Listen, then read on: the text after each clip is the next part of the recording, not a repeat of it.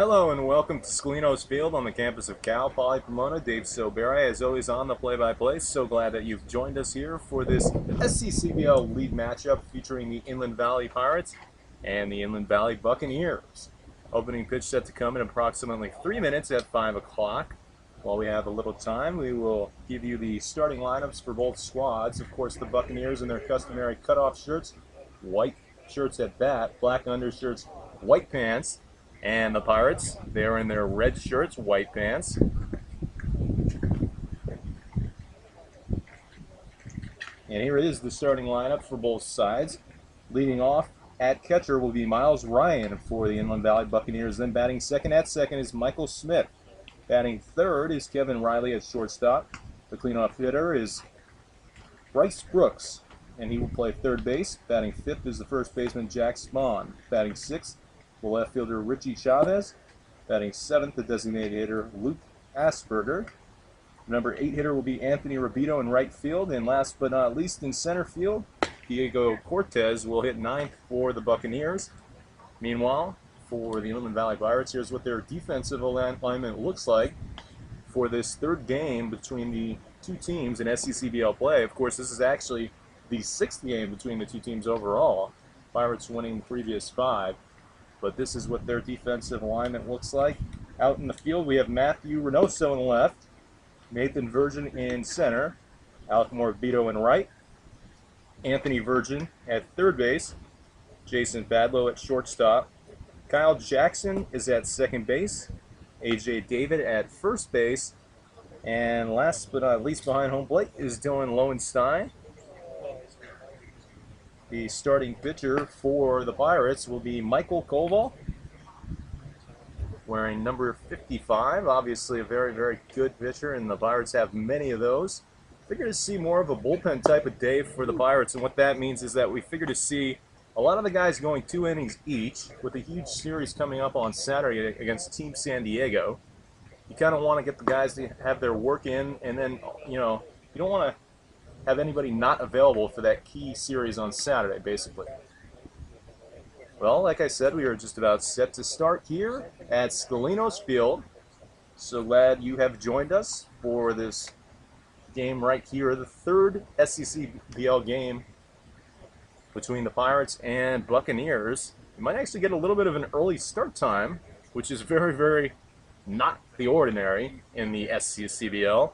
Of course, the Inland Valley Pirates come in 13-4, and then they have the one tie that was actually ruled a win by the league. The SCCBL has determined that it was a forfeit, so now the Pirates are 14-4 and 5-3 in conference play. Leg kick in here is the first pitch. Fastball swung, lifted to right field, straight at the right fielder out there, Alec Morabito, and he makes the first catch. So 1 pitch and 1 out here from Scalino's Field for the Pirates as we are underway. Buccaneers come in struggling, 3-13 overall, 2-8 in league play. Here's Michael Smith, the second baseman. Pitch to him, fastball in at the knees, called strike 1, 0-1 count to Michael Smith. Michael Smith is self-proclaimed as very, very scrappy. He is the youngest of 5 siblings. Still has 1 more year of high school left, as this one misses low, and it's 1-1 from Koval. And his 4 older siblings, well, he's going to have some shoes to fill because all 4 of them play collegiate athletics. 2 of them playing for Oklahoma State in soccer. As this one is called a strike, that is strike 2, and it's 1-2. The 2 that played at Oklahoma State were his 2 sisters.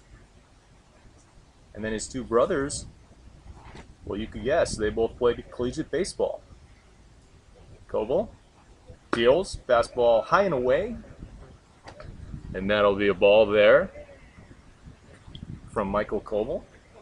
So it's 2-2 here to Michael Smith. Smith and Koval doing battle in the first inning. Fastball swung and chopped foul down the third base line over towards Anthony Virgin. Michael Koval is 6'1", 175, right-handed pitcher. You know, he feels very, very comfortable on that mound because that is his home mound here at Cal Poly Pomona. He is a Bronco. His This past season as a freshman, made 12 appearances, 4.00 ERA.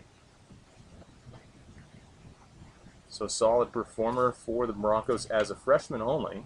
You're going to see a lot of him over the next 3 years here in Cal Poly Pomona. This one is bounced to the right side, two-hopper over towards the second baseman, Kyle Jackson. Kind of flips it over to first base for the second out here. Easy throw and easy play to be made by number 10. So 2 down here in the top of the first inning as we are still just getting underway between the Pirates and Buccaneers. Of course, the Buccaneers coming off a very, very tough defeat on Tuesday where head coach Kevin Bowler felt like they could have played a little bit better and felt like they didn't show as much energy as he would have liked to have seen. And this, of course, is really a game that really you're going to need to have high intensity, high energy if you're the Buccaneers and if you want to be in this game against the Pirates. The first pitch missed low was an off-speed pitch, 1-0. Now he comes with a fastball high, and it's 2-0. So Kevin Riley, we'll see a hitter's pitch of sorts here, 2-0. Riley, he had a big double actually in the 9th inning of that game when the Buccaneers were trying to come back with 2 outs in the 9th inning. Called strike on the outside corner, and it's 2-1. If you remember, they were losing 3-0 heading into the 9th inning. And then Riley drove a line drive base hit down the left field line as he foul tips this one, and it's 2-2. And that made it 3-1, and he was in scoring position at second base, but the Bucs just couldn't convert, as there were a couple of really nice plays in the field made by the Rounders on that day, in that 9th inning specifically, that kept the Buccaneers off the scoreboard. And that's why they ended up losing in that 3-1 score. Late kick, and here's the pitch from Koval, breaking pitch in the dirt, and it's 3-2. So a full count here for Michael Koval and Kevin Riley. Michael Koval is a business administration major here at Cal Poly Pomona. Would love nothing more than to go about his business right here and get the strikeout, which would be his first of the day. Working out of the windup, here's the pitch. Fastball outside, ball 4. So Riley draws a walk, and that's the first base runner of the day for the Inland Valley Buccaneers. Well, Kevin Riley has really, really had a good season for the Bucs, as Bryce Brooks steps up to the plate, the cleanup hitter for the Buccaneers. Mentioned with the athletic bloodlines, of course, the nephew of Mark Kotze, a former Major League Baseball player. Here's the pitch, fastball, paints the outside corner, and it's 0-1. Well, the thing that he focuses the most on, does Bryce, is the fact that he really wants to come along with the bat a little bit more. Of course, this past season as a sophomore at Rio Hondo, he actually got a gold glove at the junior collegiate level. So hitting is his focus now for the summer. That's really what he's working on. The runner's off with the pitch, and it's swung to the right side. It's kind of a hit and run, but it won't matter because it went straight towards A.J. David on the slow roller, and he flips it to Koval for the final out. So at the end of 1/2 inning, it remains a scoreless tie from Cal Poly Pomona.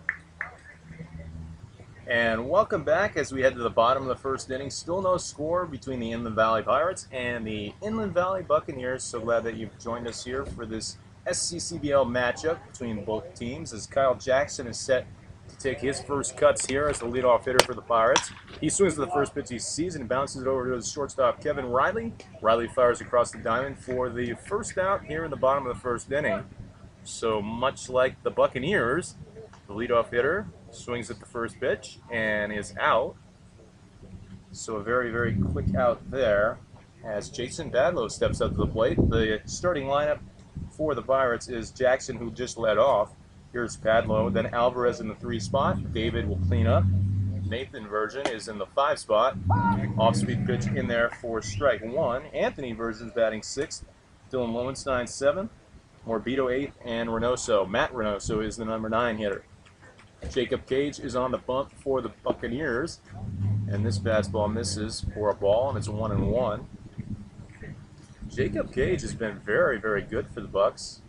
Had a really good outing against the Palm Springs Power, where he held them in check for 5 or 6 innings, only 1 run allowed. Bounced foul by Jason Padlow down the third base line, and it's 1-2. Jason Padlow is another guy who has great athletic background. Both his father and grandfather played in minor league farm systems.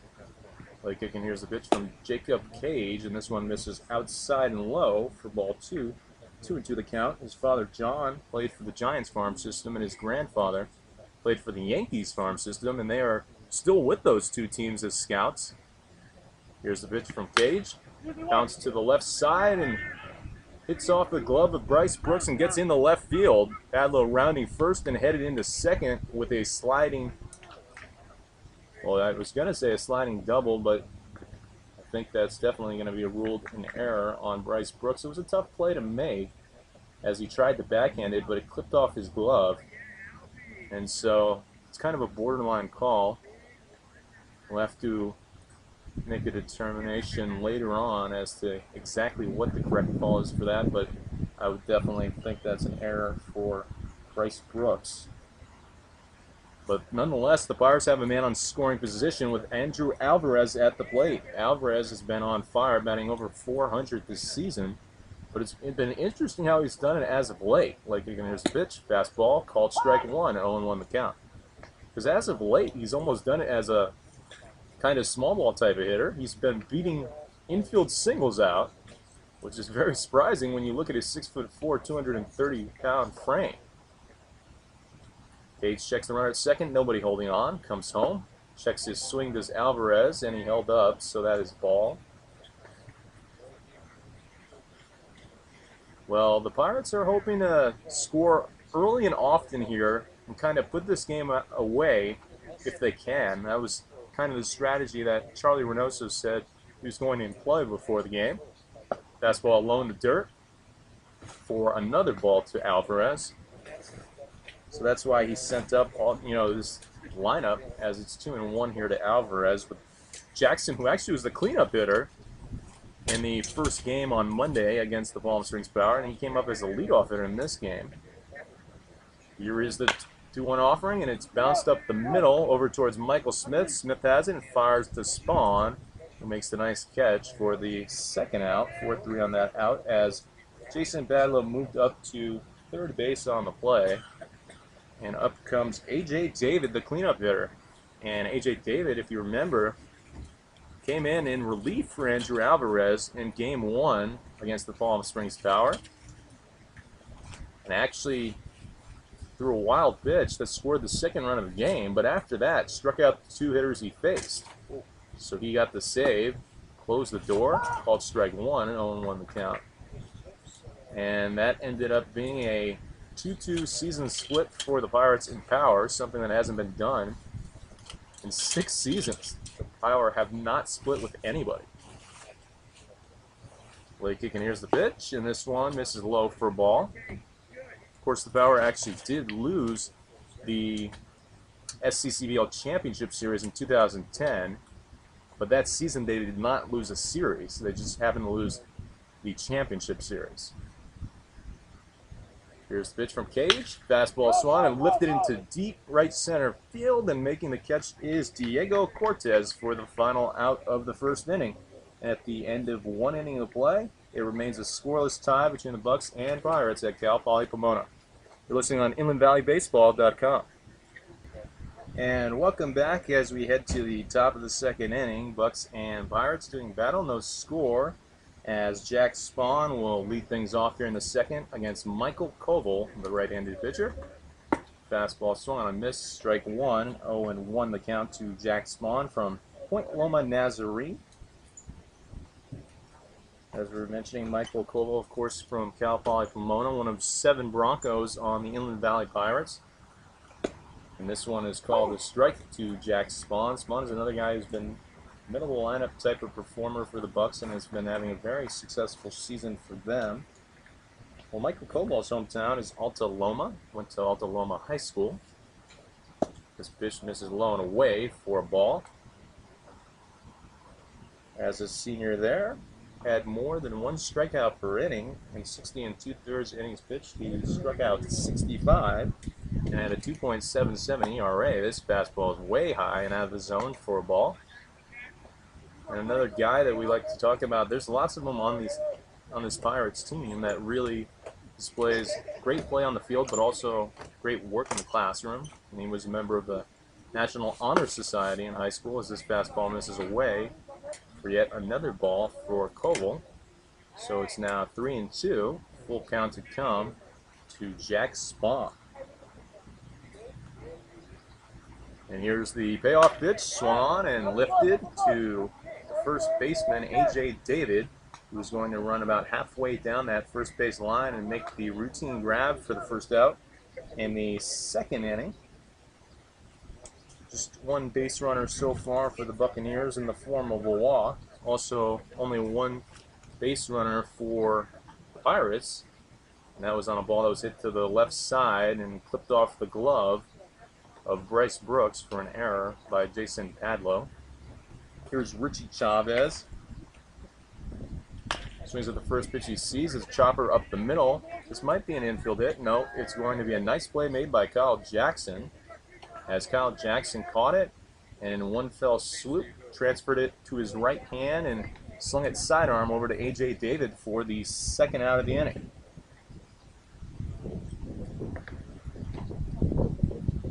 So the right side of the field getting a lot of plays so far. In fact, every single out that's been retired has been retired to the right side of the field for the Pirates so far.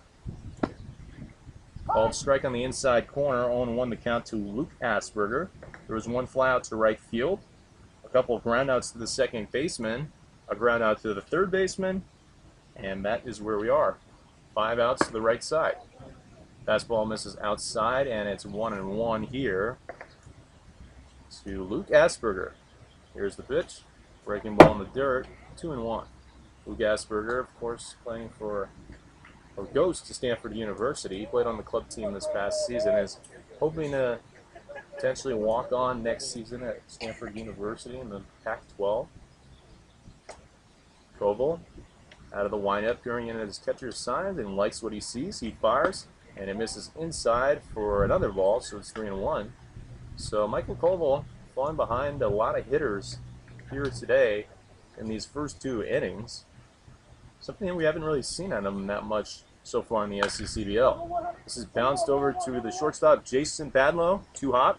He fires across the diamond, and that is the final out of the second inning.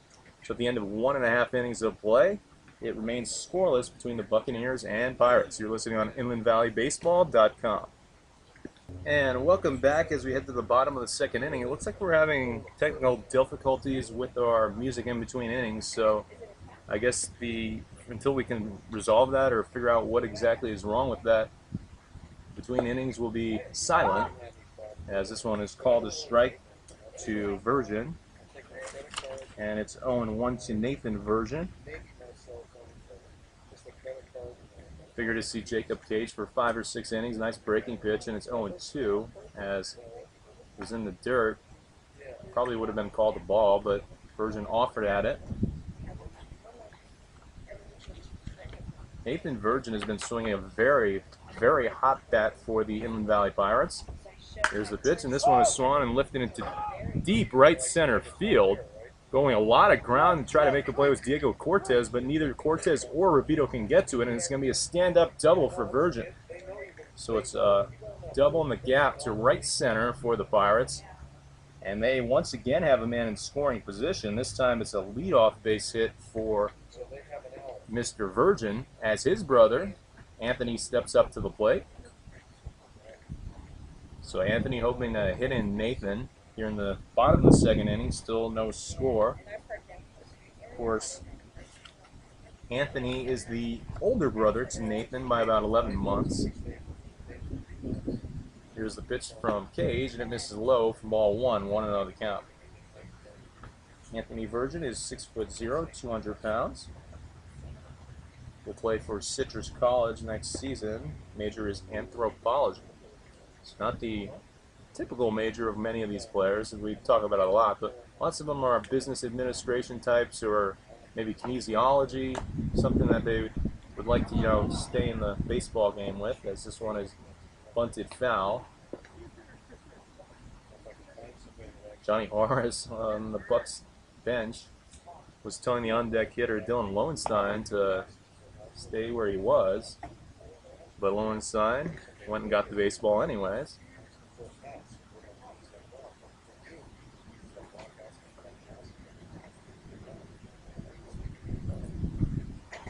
Cage comes set in the stretch.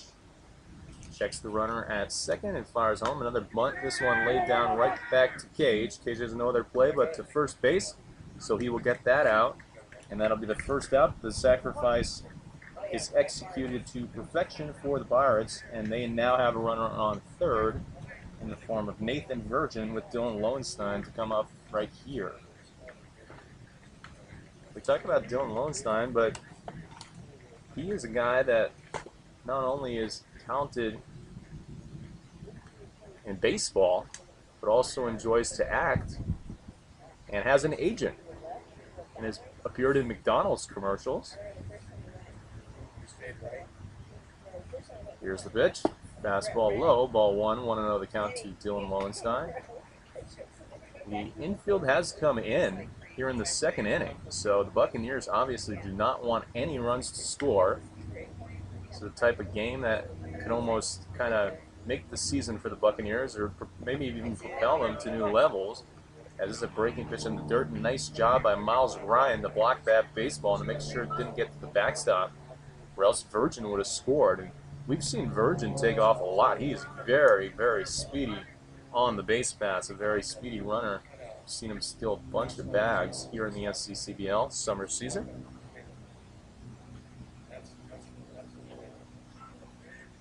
Lowenstein awaiting the 2-0 offering. Swings at this one and bounces it to shortstop Riley. Riley catches it, fires home. The slide is made, but the tag is a fly by Ryan. So that'll be the second out here, as the Bucs got exactly what they wanted. They played the infield in, and Riley got it quickly, fired home, and the tag applied. Here's Alec Morabito. Pick-off throw over to first, not in time. Jacob Cage, 6'2", 200-pound right-handed pitcher from Azusa Pacific. His major is communication. Comes set and fires and misses low for a ball.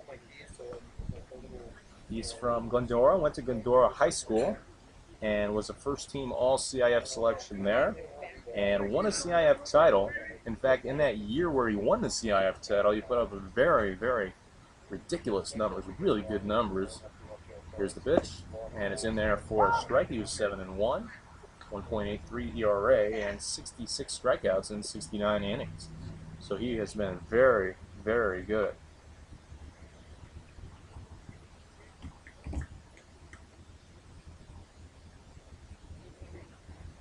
Here's the pitch from Cage, and this is called a strike on a breaking ball. So it's now 1-2. Still kind of in the early going of this game. Just the bottom of the second inning. No score yet between the Buccaneers and Pirates. Jacob Cage comes set, checks the runner and fires home. Fastball swung on and missed, strike 3. Down goes Morabito, and that'll do it for the second inning. And at the end of 2, it remains 0-0 between the Pirates and Buccaneers. You're listening on InlandValleyBaseball.com. And welcome back as we head to the top of the third inning. Dave Soberi on the play-by-play on InlandValleyBaseball.com. As both Inland Valley baseball teams are on the field right now, the Buccaneers and Pirates. Scoreless tie here. Only one hit so far in the first 2 innings. It was a double by Nathan Virgin to right center. Then his brother Anthony sacrificed in the third, but the Pirates could not take advantage of the sacrifice as Dylan Lowenstein bounced out to the shortstop, and the throw came home, and they nailed Nathan at the plate. First pitch misses low for ball 1 from the new pitcher Ryan Romero, as this one is swung on and broken bat by Anthony Rabito, and that'll be a 4-3 putout there for Kyle Jackson. It's interesting because we don't actually see that many broken bats by either one of these teams, and the reason it's interesting is because obviously when you play in college you have the BB Core bats, which are aluminum bats, so they're not necessarily accustomed to using the wood sticks, as this pitch misses low and inside for ball one. 1-0 the count. Diego Cortez at the plate, the number 9 hitter in the lineup. Here's the pitch. Swung and fouled out of play behind home plate.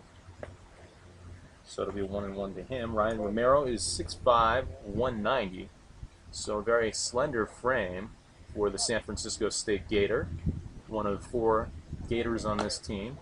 Fouled to the right side now by Cortez, and he's now going to have to protect the plate with a 2-strike count. The other 3 Gators are Corey Davis, who is a pitcher, Bryce Cherry, and Fernando Escobar. Swung and fouled out of play down the third base line, so we'll do it again. Another 1-2 pitch to come here between Cortez and Romero. Ryan Romero, one of the few guys not from Southern California on either one of these teams, really. He's from Idaho, as this one is swung, and it's a slicing fly ball down the left field line that just slices foul. That would land it fair. Cortez might have had a stand-up double, but once again it's going to remain 1-2, so he's still at 1-2, still has to protect the plate, and Romero still has a few waste pitches that he can offer here. As we were mentioning, hometown is Nampa, Idaho for Ryan Romero, and went to Columbia High School. Pitch misses low in the dirt, swung on and missed, but it gets by the catcher Lowenstein, so Cortez is going to make it to base on the error by the catcher Lowenstein.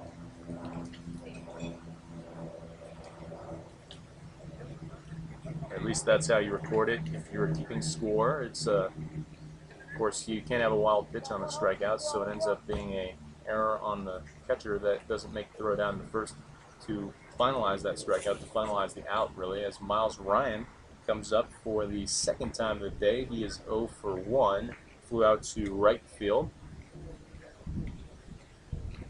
Bucs hoping to take advantage of this runner on base now, and Ryan Romero focused with the runner on base, throwing over to first base.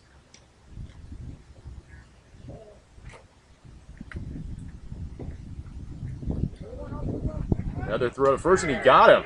That is one of the first pickoffs we've seen all season long, and that might very well be the first pickoff we've seen from Ryan Romero, as Diego Cortez was not really paying attention. He got caught off balance, and he was out. It wasn't even close, really, for a pickoff throw right there. So he got on by the strikeout error. Then he gets picked off, so it's almost like it didn't happen. It was all for naught for Kevin Bowler and the Buccaneers. And that's something you can't afford to do, as Kevin Bowler is now going to talk to Diego Cortez down the third base line. Swung on, and it's a fly ball to deep center field. Virgin running to his right and makes the catch right in front of the A in the Cal Poly Pomona. I should specify, since there's a couple A's, it's in front of the A at the end of Pomona right there to make that final grab. And that'll do it for the top of the third inning, and at the end of 2.5, it remains a scoreless tie from Cal Poly Pomona. And welcome back. 9-1-2 will be the order of the lineup that the Pirates and Charlie Reynoso's crew will send out here for the bottom of the third inning. That will be Matthew Reynoso, Kyle Jackson, and Jason Badla. So Reynoso set to get his first at-bat of the day, the left-handed hitter, going against Cage. He tries to lay one down the third base line, but it's foul. So it'll be 0-1 to Matt Reynoso. 5'10", 175. Will be a Cal Poly Pomona Bronco next season. This past season, played at Citrus College, where he had 248 with them. Hometown is Claremont, and went to Claremont High School. Here's the pitch from Cage. And it's a breaking pitch in at the knees, and it's 0-2. Reynoso will kind of walk out of the batter's box, maybe shake his head a little bit, didn't really like the call, but now he falls in the hole, 0-2. There's the 0-2 pitch, swung on and missed, strike 3, and down goes Reynoso. So that is 2 consecutive strikeouts recorded by Jacob Cage. And now we're back at the top of the lineup, and number 10, Kyle Jackson. Jackson grounded out to the shortstop on the very first pitch he saw before the game, he actually was very concerned with the fact that he had seen a lot of breaking balls, and he said almost too many breaking balls, as this one is a pitch called a strike at the knees, and it's 0-1. He said he'd seen maybe 2 fastballs the last couple games. So first pitch he saw was a fastball, and he tried jumping on it and kind of rolled it over to the left side of the infield on a pitch that was on the outside, swung on and missed, and it's 0-2 now to Jackson. And that's what ended up happening. He basically got over anxious and grounded it out to the shortstop, Kevin Riley. Jason Padlo is on deck. Padlo's been very hot of late as well. Breaking pitch low in the dirt, and it's 1-2. He had a couple 3-hit days last week, although he wasn't here for the Palm Springs Power doubleheader.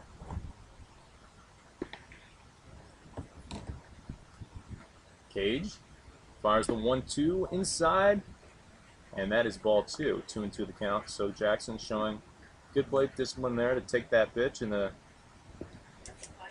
live another day here. 1 down, bottom of the 3rd inning, no score, Pirates and Bucks. Breaking pitch in the dirt, and it's 3-2. So Jackson having a good at-bat here as he was down 1-2. Actually, he was down 0-2. Now working it back to a full count. Blake Egan, here's the pitch from Cage. Fastball swung on and missed, and that is strike 3. So 3 consecutive strikeouts here for Kyle Jackson, or for Jacob Cage. Kyle Jackson was the one who just struck out. As Jason Padlo comes to the plate, Padlo reached on the error by Bryce Brooks down the third base line that Brooks tried to backhand. Here's the pitch. Breaking pitch just misses low for ball 1, 1-0 the count. What seems like a lot of the Pirates games, they end up really being pitchers' duels. There's a lot of great pitchers on the Pirates, and the other team always they always send out their best pitcher to try to shut the Pirates down, and it's 1-1. And that is certainly what the Buccaneers are trying to do here. When you look at them putting out Jacob Cage, who's really been their ace for the most part this season, and then probably Trask will follow him. Fastball on the outside corner, called strike 2 to Jason Padlo, as it's now 1-2. Andrew Alvarez is on deck for the Pirates. Here comes the 1-2 pitch. This is low, and it's 2-2. Jacob Cage, obviously having a very, very strong outing here. Only giving up 1 hit so far in 2 2/3 innings. 3 strikeouts for the Buccaneers. Here's the pitch. And this one misses low and away for ball 3. Well, that's something that has happened as well as he's been pitching. He's been going deep in a lot of counts. So at this rate, he might not be able to go much more than 5 or 6 innings. That might be the plan anyways, as we understand that Trask is eventually supposed to come in, and normally they'll split it about 5-4 or 6-3 in that sense. This fastball comes inside for ball 4, so Padlo is on base for the 2nd time here, this time drawing the free pass, and up comes Andrew Alvarez. 2 down, no score, bottom of the 3rd inning.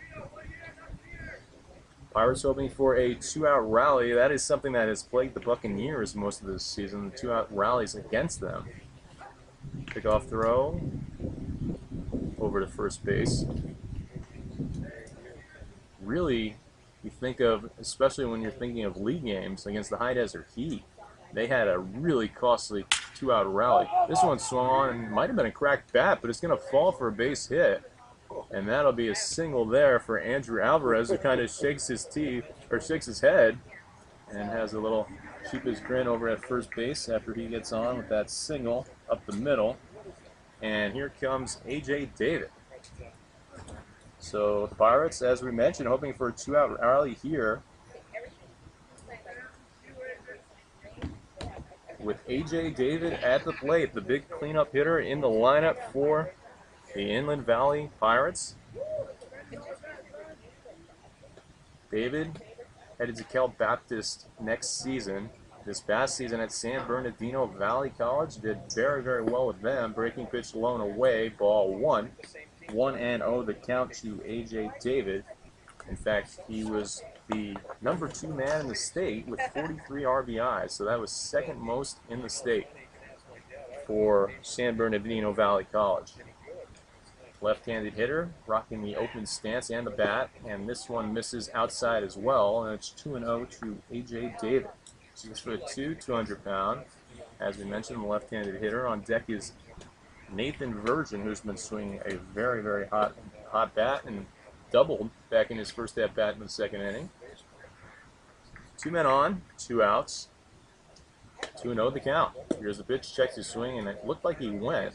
Let's see if there's an appeal over to second base. No, he didn't go, says the second base umpire. So that is now 3-0. As Kevin Bowler really didn't like the call, yelling, "Wow." So it's 3-0 here.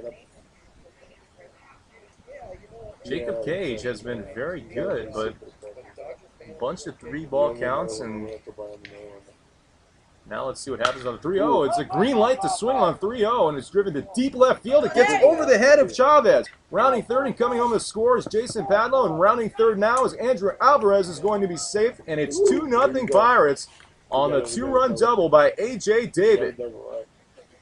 So just like that, you get the 2-out rally. We were talking about it. It's been a thing that's really plagued the Buccaneers all season long, and that happens once again. It really roars its ugly head once again for the Buccaneers. Meanwhile, the Pirates are thrilled to be up 2-0 on the big hit by A.J. David to left field. Here comes Virgin to the plate. Virgin's 1 for 1 with the double, and he takes low for ball one. 1-0 the count. And what about swinging and green lighting A.J. David on a 3-0 pitch? A little bit risky, but obviously it paid off there as it made its way over the head of Chavez out in left field. Breaking pitch in there, and it's 1-1. So A.J. David with the 2-run double, and now standing on second base and hoping that Virgin can maybe hit another double and send him in. Basically want to just trade spots right now to Virgin and David, as this is bounced foul to the left side. Of course, I'm sure Virgin would settle with ending up on first base if it meant that David would score. Ryan sets up on the outside corner, swung on and missed by Virgin. Down he goes, so that'll be the final out of the inning as Nathan strikes out. But the damage was done. There was a 2-run double by A.J. David, scoring Jason Padlow and Andrew Alvarez, and the Pirates lead 2-0 at the end of 3. And welcome back as we head to the top of the 4th inning. 2-0 score, Pirates on top of the Buccaneers. First pitch is in there for strike 1 from Jack Johnson. So we have another new pitcher here for the Pirates, as Ryan Romero only went 1 inning. And Michael Koval started. Big breaking ball in there, called strike 2. And it's 0-2 here to Michael Smith. Smith is 0 for 1 with a ground out to his counterpart, Kyle Jackson. Well, we mentioned it, we figured to see kind of a bullpen day for the Pirates, which means that everybody's probably going to get 1 or 2 innings, kind of just to stretch their arms out, loosen their arms.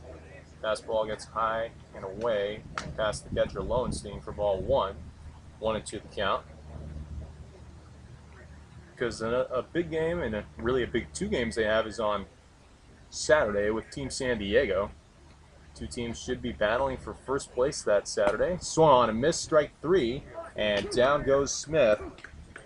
And that is something that Jack Johnson, the talented southpaw from UC Riverside, has been very, very good at doing this season. He has been striking out more than 1 per inning. Late kick, and here's the pitch. Breaking pitch misses outside for ball 1 to Kevin Riley. Kevin Riley, one of 2 Buccaneers to reach base in this game. He reached by a walk, and Diego Cortez actually reached it on a strikeout. Swings at this one and chops it over to Virgin. Virgin has it under control, fires across the diamond, and that is the 2nd out here in the inning. for Jack Johnson on the 5-3 put out.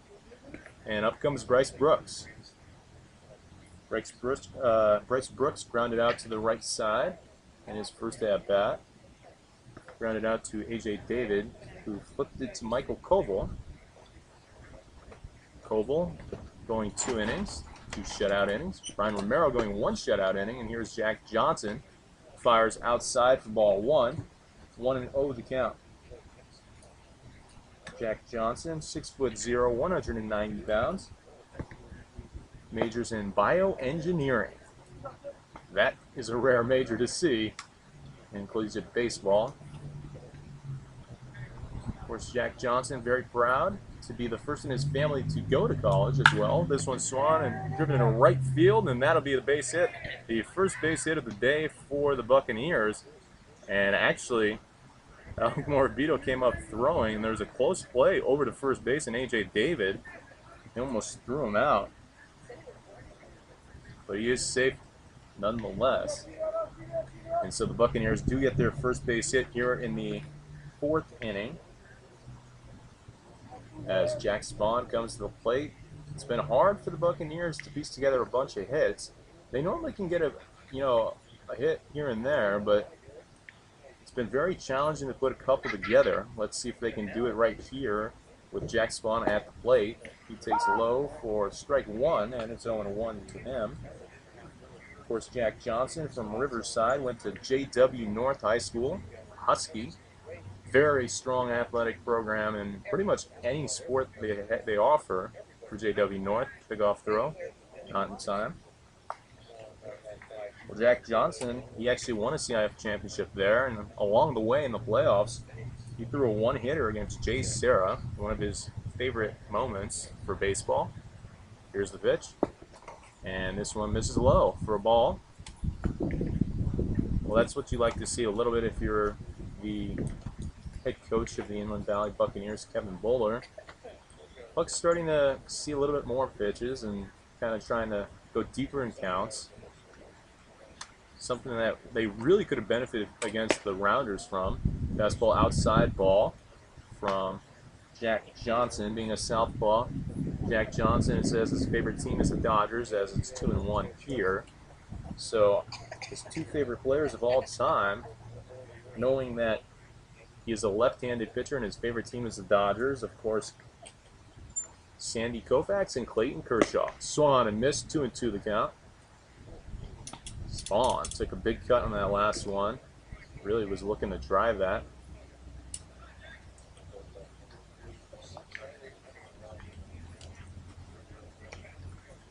Bryce Brooks still on first base, singled to right, and was actually a pickoff attempt trying to get him out, but to no avail. Actually, if you remember earlier, there was a pickoff made on Diego Cortez. It was Ryan Romero who picked him off, swung on and fouled straight back. And we'll do it again. Another 2-2 count to come here against Jack Spawn, the 6'2", 195-pounder from Point Loma Nazarene. Talk a lot about, there's a lot of guys on both of these teams that are great on the field and also in the classroom, and Spawn is one of those. He was a member of the Pac West All-Academic team this past season out there in San Diego, or the San Diego area.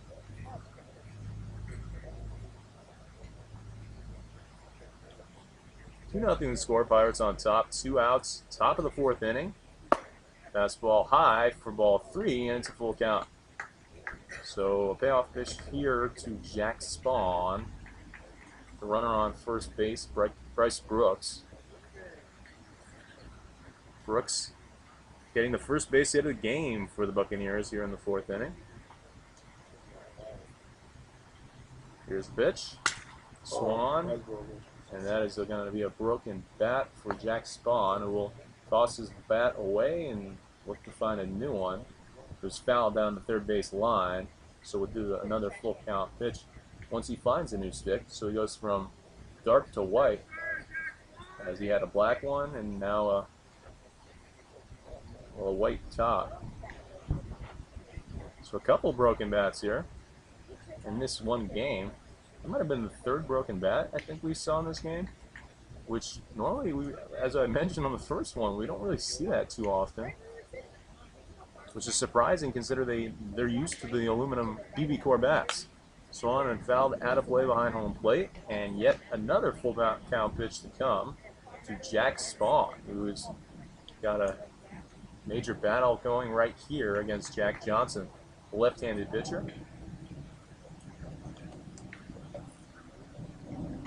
Spawn from Claremont went to Damien High School. Digging in and awaiting another full count pitch, the third one of this at-bat. And this one's high and away for ball 4, so that is a very, very good at-bat for number 23. And there are now 2 runners on base for the Buccaneers here with 2 outs. Brooks is in scoring position at second base, and obviously Spawn at first after the free pass, and up comes Richie Chavez. He's 0 for 1, grounded out to the second baseman. Chavez is 5'10", 165, left-handed hitter. So lefty on lefty action to come. Hometown is Chino Hills and went to Ayala High School. A number of Ayala High School players represented on these teams, as this one misses low and outside, ball 1, 1-0 count to Chavez. It'll be interesting to see exactly how long Johnson goes, because first 2 outs were pretty routine for him, and this is called a strike, and it's 1-1. But now all of a sudden, a little bit of a question here with 2 runners on. There are a number of other pitchers that are obviously probably going to get a couple innings, 2 or 1 inning here and there too. Here's the pitch from Johnson. Swan missed, and it's 1-2. But we mentioned Johnson really makes his living as a strikeout pitcher. Something that he's been very, very good at. Another guy who's really good at that as well is Brett Early, who I believe we'll see in the later innings as well. Here's the pitch. Fastball outside, ball 2, 2-2 the count. And that was a purpose pitch. It was trying to kind of just get Chavez to go out of the zone and try to swing at it. But it really was nowhere near the plate. It needed to be a little bit closer than that, as Lowenstein actually set up on that outside corner. Here's the pitch. Swan and fouled out of play, and it's 2-2. So the Bucs doing a very good job here of protecting the plate.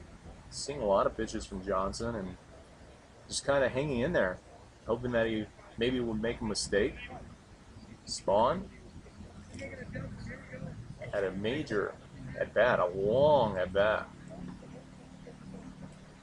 Swung on and missed, though, and that is strike 3, so down goes Chavez, and that'll be the second strikeout of the inning for Jack Johnson, and it remains 2-0 Pirates on top of the Buccaneers here at the end of 3.5 innings.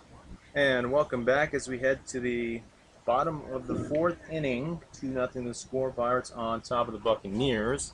Of course, on the campus of Cal Poly Pomona, Scalinos Field. Here's the first pitch. Checks his swing and is called a strike anyways to Anthony Virgin. And it's 0-1 to him. In his previous at-bat, he had a sacrifice bunt.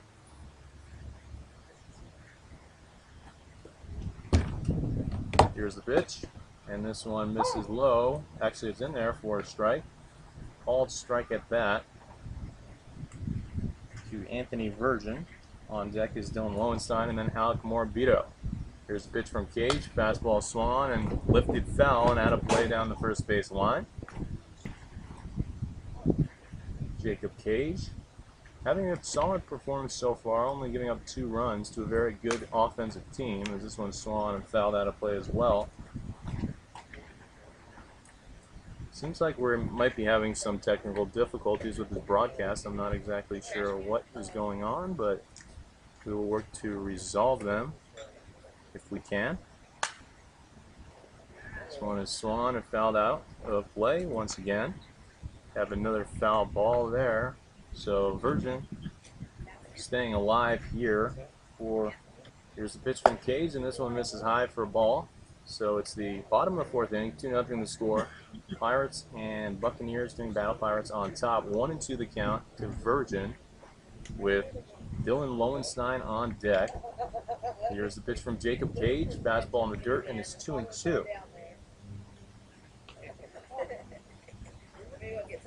I mentioned Jacob Cage is a really talented right-handed pitcher for this team, and we talked about the fact that he's from Glendora High School and one of several players on both of these teams who won a CNF title. He did it at Glendora High School.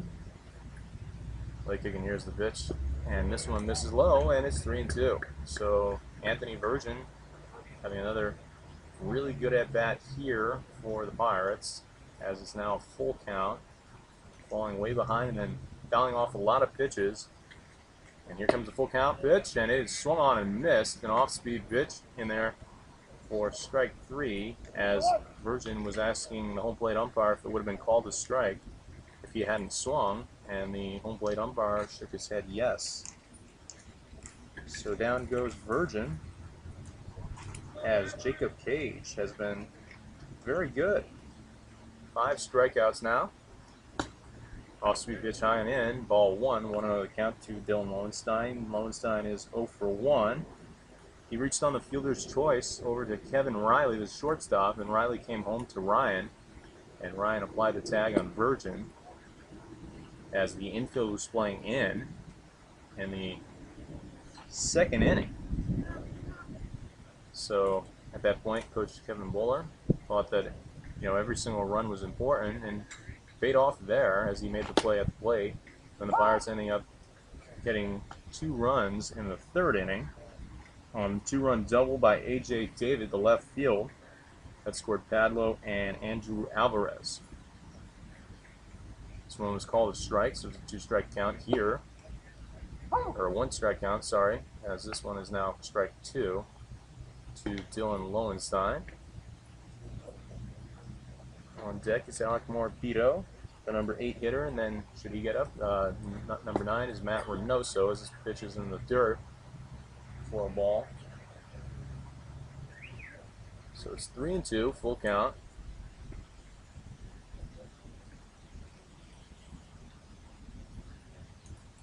Payoff pitch comes, and it's a breaking pitch low for ball 4. So Lowenstein draws the walk, and he will head to first base, and up comes Alec Morabito. If you remember, those 2 runs were all scored, and the hits and walks were all after the 2nd out in the inning. We had just been talking about how the Buccaneers were plagued by the 2-out rally. In that inning, Reynoso and Jackson actually both struck out. And then all of a sudden, you issue a walk to Jason Padlo, a single to Alvarez, and then the double to David. Called strike, 0-1 the count to Morabito, plays for Cal Baptist.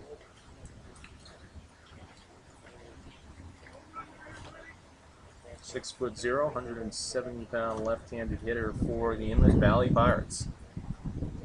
Swings at this one and lines it up the middle.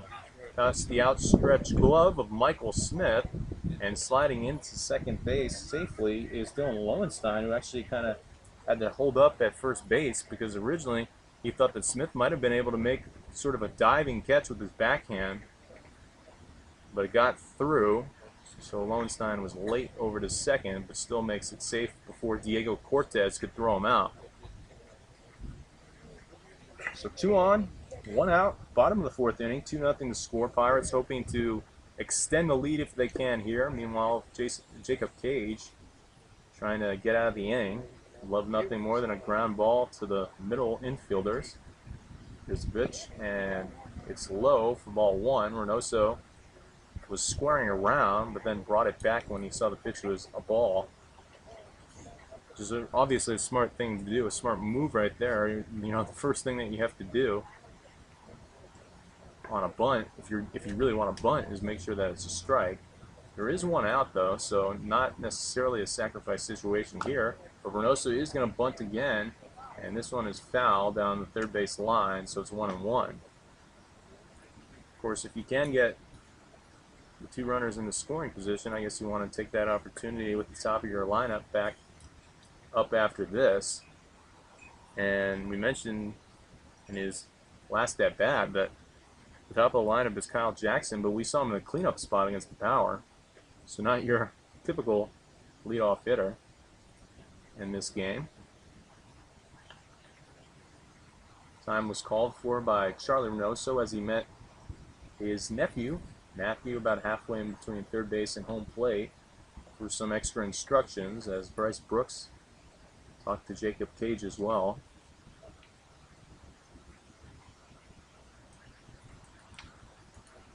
Cage comes set, working out of the stretch, fires, swung on and fouled back by Matthew Reynoso, so it's a 1-2 here.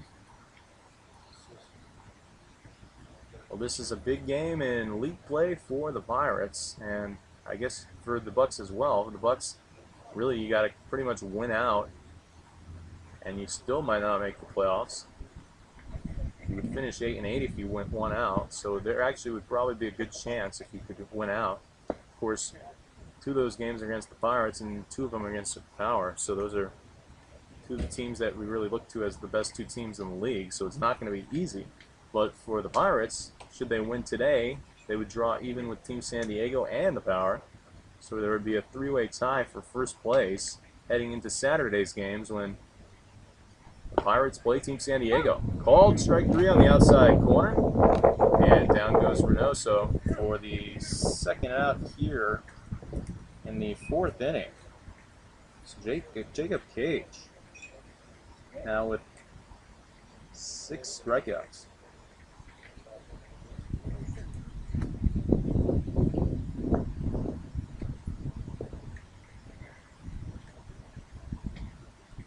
Here's Kyle Jackson. He's 0 for 2, swings at the first pitch he sees and fouls it down the third base line over towards the third base dugout. So it's 0-1. If you recall, the very first pitch you saw, and which was the first pitch that any of the Pirates saw earlier in the first inning, he grounded to the shortstop Kevin Riley.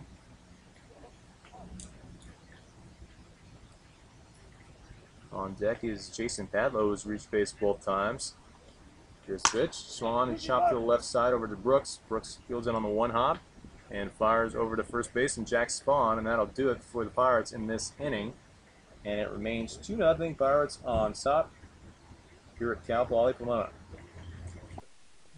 And welcome back as we head to the top of the 5th inning at Cal Poly Pomona. 2-0 the score. First pitch is in there at the knees, called strike 1 to Asperger. And it's 0-1.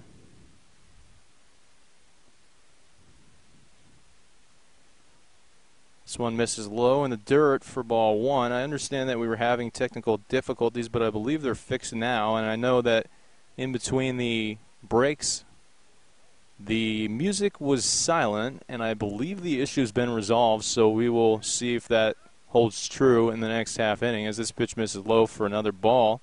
And we should mention that Jack Johnson's day is over after just 1 inning pitched, and in comes Conlon McKenzie. Conlon McKenzie hasn't pitched that much for the Pirates this season. Fastball called a strike to Luke Asperger, as he is a right-handed pitcher, 6'2", 240 pounds, from Citrus College, where he'll be a sophomore next season.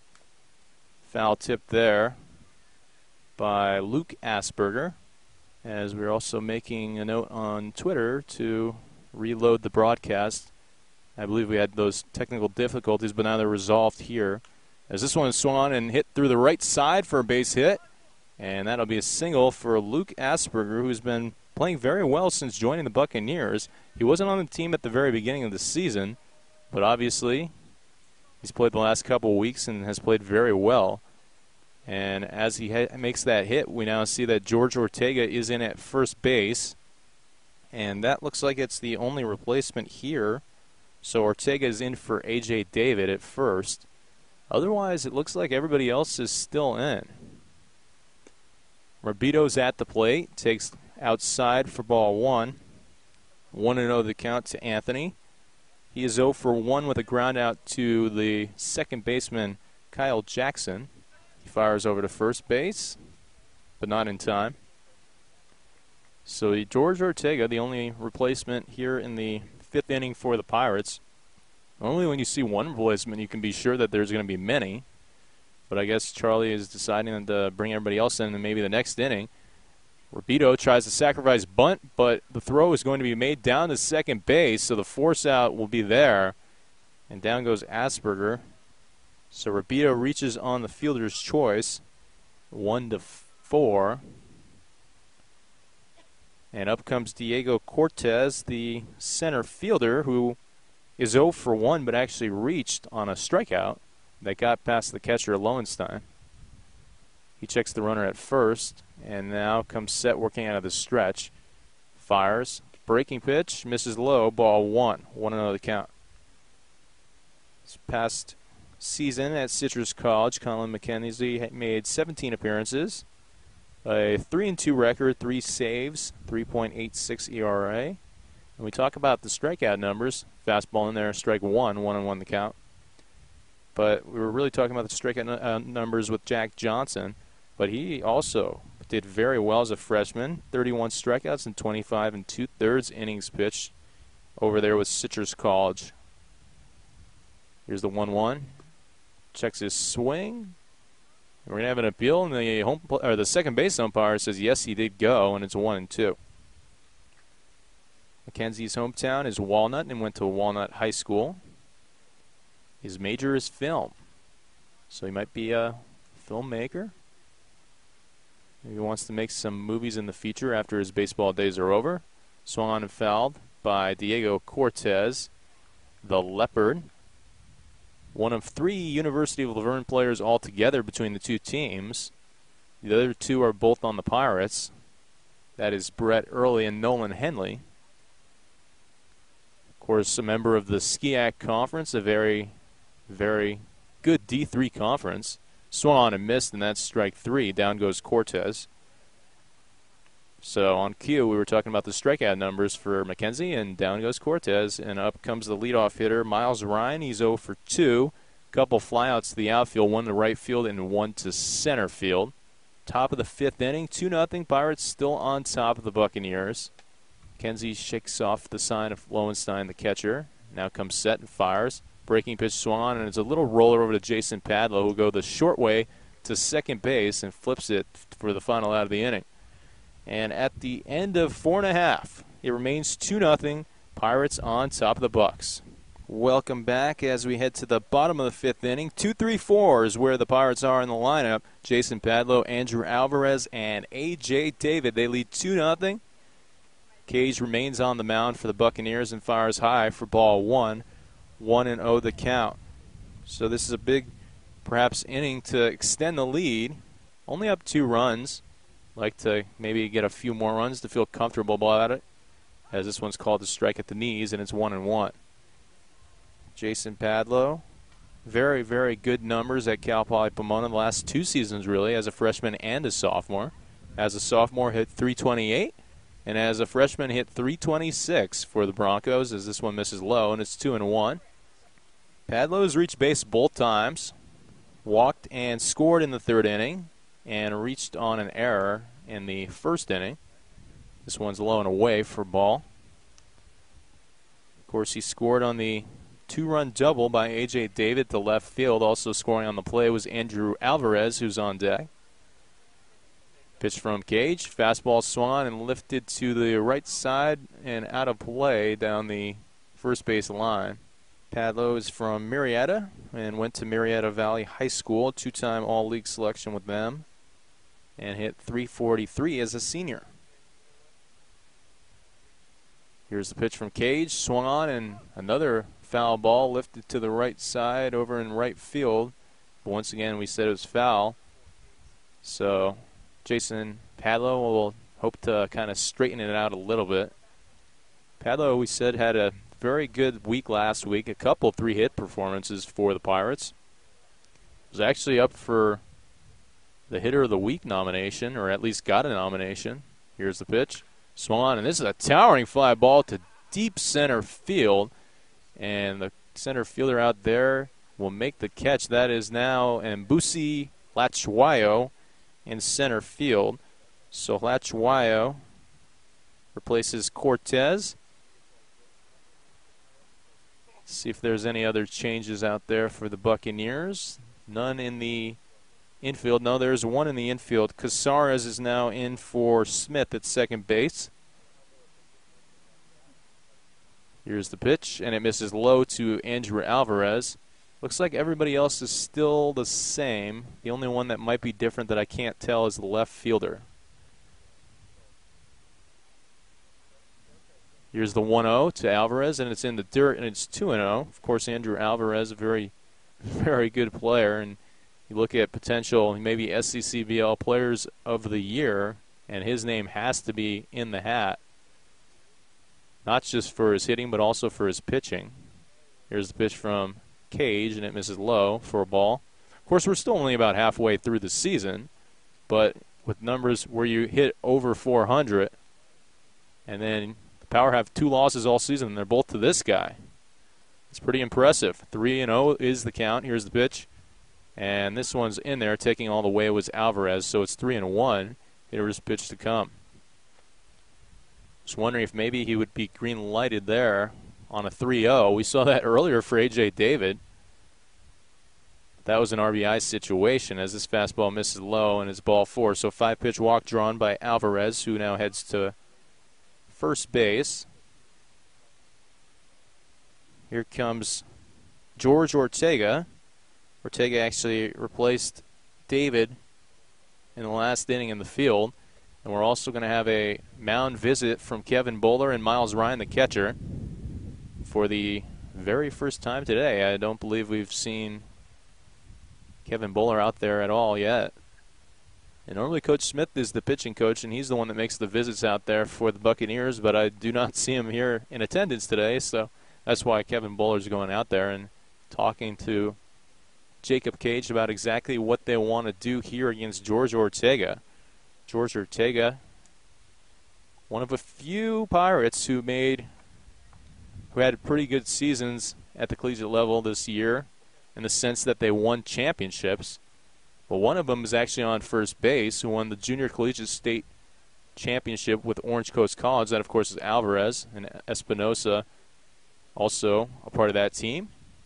But George Ortega, who's now at the plate, won the NAIA World Series with Lewis and Clark State. 5'10", 190-pound righty digging in for his first at-bat. Alvarez is off with the pitch, and this is a towering sky-high fly ball over to Riley at short, who makes the grab. Alvarez gets back to first base. That's the second out here for the Pirates. And Nathan Virgin will come up for his third at-bat. He is 1 for 2, doubled in the second, and struck out in the third. If you remember, in the second, he was actually sacrificed over to third base by his brother Anthony, and then was tagged out at the plate by Miles Ryan on a throw from Riley. Whoa, that misses way out of the zone, and Alvarez will go to second base. Looks like Cage kind of just lost the handle or the grip of the ball. So Ryan will pick the ball up and give it to the umpire as if there was maybe something wrong with it or something on the baseball, and they don't want to see that one again after the pitch was, probably 3 feet over Virgin's head and 3 feet to the left of Virgin if you're facing home plate. Here's the pitch from Cage. Another one that's high and in, and it's ball 2. 2-0 the count. Nathan Virgin, of course, headed to Cal State Monterey Bay, where he will be a junior next season, playing as a freshman and a sophomore at Citrus College. Cage steps off the mound. It's always important to take advantage of these summer league games, and obviously you want to win and you want to have fun as well, but it's also a time where a lot of scouts are looking for players. This one swung and driven to left field, line drive, but the catch is made out there, hit right at the left fielder for the final out of the inning. So the Pirates are retired at the end of 5, and it remains 2-0 Pirates on top. You're listening on InlandValleyBaseball.com. Welcome back as we head to the top of the 6th inning, and we see a few new defensive players in for the Pirates, starting with Mancia. He is now behind home plate. Jimmy Mancia for the Pirates. At third base is Johnny Reynoso coming in for Anthony Virgin. The 2 middle infielders remain the same. First pitch is in there for strike 1 to a new hitter. And that is Rudy Casares. Rudy Casares, of course, came in the last inning at second base to replace Michael Smith. This one misses low, and it's 1-1. We're also going to have a new left fielder because that is definitely not Reynoso. Reynoso's a left-hander, and out there in left field is a right-hander. This pitch is in there for strike 2.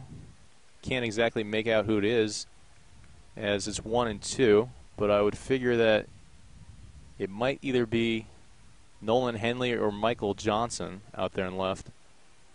And this one misses low, and it's 2-2. Bernardi's in center. And then I would think that the new left and right fielders are Johnson and Henley, but I can't exactly decipher which one's which. Here's the pitch. Breaking pitch misses low and away, and it's 3-2 for Conlon McKenzie. Casares swings at the full count pitch and fouls it down the first base line over to Nathaniel Acosta, one of the Buccaneer players, and I guess the first base coach here in this inning for them. Rudy Casares is 5'10", 185, is a redshirt freshman at Cal State San Bernardino. Majors in kinesiology over there. Here's the pitch for McKenzie. Fastball low, ball 4. So the leadoff hitter is on base here for the Buccaneers as they hope to maybe put together a rally in the 6th inning, and Charlie Reynoso coming out very quickly and taking the ball from Conlon McKenzie. So there goes McKenzie. After just one walk, he is given the quick hook, and in comes Charlie's son, Aaron. So Aaron Reynoso is set to come in here with runner on in the form of a walk, and no outs here in the 6th inning. Rudy Casares is the man on first base, and this is a huge moment for the Buccaneers, really, who have the heart of their lineup coming up. You've got Kevin Riley and Bryce Brooks and Jack Spawn, 3 of the big sticks in the lineup for the Buccaneers. Aaron Reynoso warming up. Well, the first pitch was not good, but of course that's just a warm-up pitch. This year, Aaron Reynoso has not given up a run yet. So he's been very good. In fact, he's been lights out in relief for the Pirates. Most of the time he's been coming in the 8th inning of games, but obviously he's going to come in here in the 6th inning as Pirates sending out a lot of pitchers in this game. We've already had Koval go 2 innings. He started the first 2 innings. And then we had Ryan Romero pitch the 3rd. And then Jack Johnson, he pitched the 4th. And actually those 3 guys for 3 2/3 innings had given up no hits until finally Bryce Brooks came through with a hit against Jack Johnson. Johnson only pitched 1 inning, but in that 1 inning struck out 2. And then in came Conlon McKenzie back in the 5th inning. This is kind of like a game from last year for the Pirates. The Pirates had one game last year, I believe it was their first game of the season, where they sent out 8 pitchers in the 9 innings, which is something that we weren't necessarily ready for at the time, but it happened. And obviously, in the first game of the season, you don't know all the faces as well as you do kind of after a few games, so that was just a wild game. But it's kind of like that here today, which is interesting because this is an SECBL matchup. So this is obviously a very important game that the Pirates need to win. But then again, we did say at the beginning of the broadcast that this was a game that Charlie was kind of treating as a bullpen type of game, just wanting to get all of his pitchers some work. This one was on a line down the left field line past the glove of Reynoso, and that's only going to be a single as it was really hit down the line, and you thought maybe it was a chance for a double. But Johnny Reynoso couldn't make what would have been a crazy diving catch to help out his brother Aaron. And there's 2 runners on base for the Buccaneers here. And Kevin Riley has been very, very good for this Buccaneer team all season long, really. Corner infielders look like they are coming in on the grass. So Ortega, yes, he is in on the grass, and so too is Johnny Reynoso. Meanwhile, the middle infielders are going to play double play depth with no outs in the top of the 6th inning. 2 men on. And Bryce Brooks laying down the sacrifice bunt.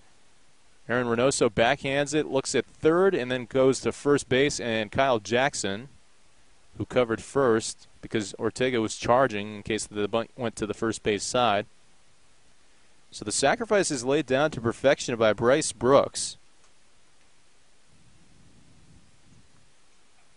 And now you have two runners in scoring position. Runners on second and third, one out for the Buccaneers in the top of the sixth inning. And Jack Spahn at the plate. And you just want one hit here if you're the Buccaneers. But that's been something that's been tough for them at times this season. This pitch misses high and in for ball one. 1-0 the count to Spahn. Spahn, hometown is Claremont. Went to Damien High School. He's an all-league selection and three-time Defensive Player of the Year for Damien High School. Here's the pitch. Swung on, and this is lifted to shallow center field. Who's calling for it? That'll be the center fielder, Bernardi, who makes the catch. And as we mentioned, it was very shallow. He pretty much caught that maybe like 5 to 10 feet away from the infield dirt. But very vocal was number 14, who called off the two middle infielders, Jackson and Padlow. So that'll be the second out of the inning, as there's still runners in scoring position, and two of them at that. On third is Rudy Casares, who walked, and on second is Kevin Riley, who singled down the left field line. Up at bat now for the Buccaneers. Here's the pitch from Reynoso, and it's called a strike. Slider on the outside corner, 0-1 the count. This will actually be Charles Escobar, who's come in for Richie Chavez. So Escobar getting his first at-bat of the game in a very, very big situation. The 0-1 from Reynoso. Fastball outside, and it's 1-1.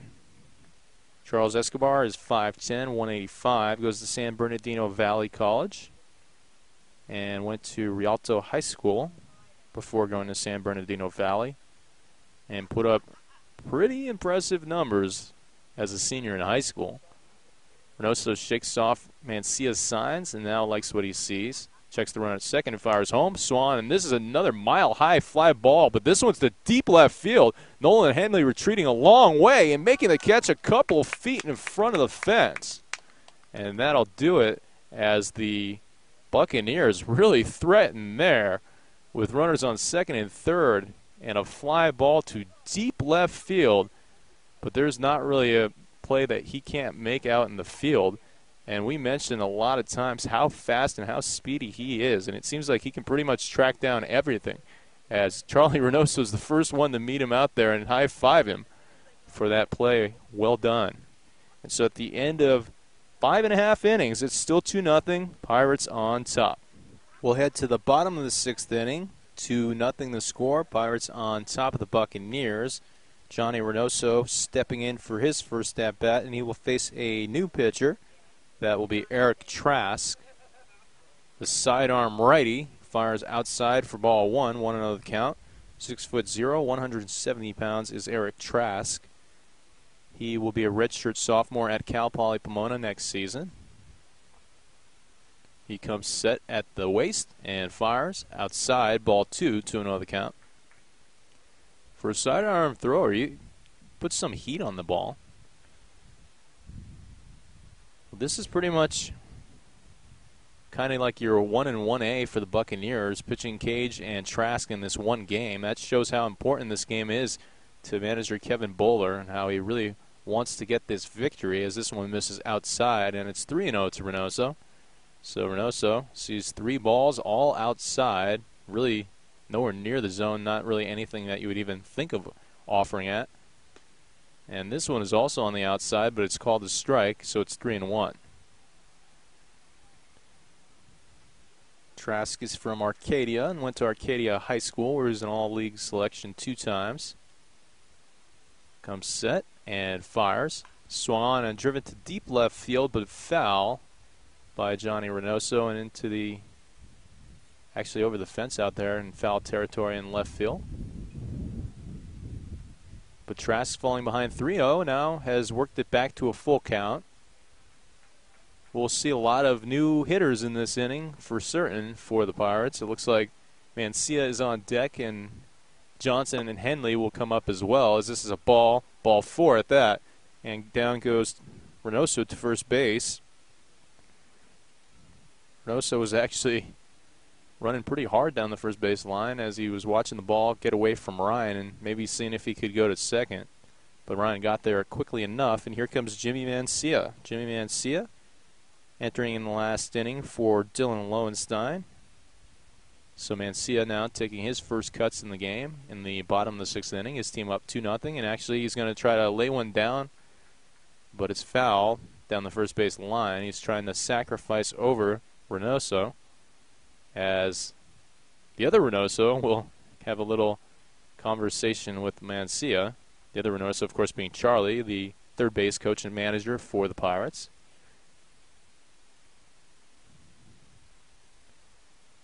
On deck is Michael Johnson. So Johnson batting in Alec Morabito's spot.